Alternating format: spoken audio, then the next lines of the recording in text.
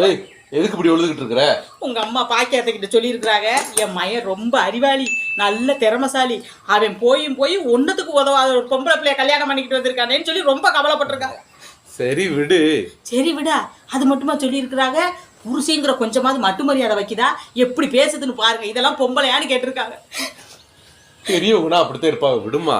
சும்மா இருங்க, அவங்க அப்படி சொன்னாங்கன்னு தெரிஞ்சதுல இருந்து எனக்கு பச்சை தண்ணி உள்ள போக மாட்டேங்குது தெரியுமா?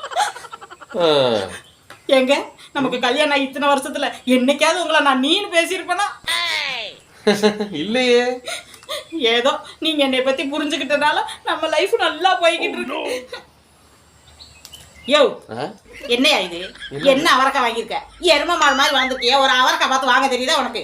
இதுல வேற உங்க ஆத்தா நல்ல திறமசாலின்னு சர்டிபிகேட் வேற கொடுத்துக்கிறாங்க.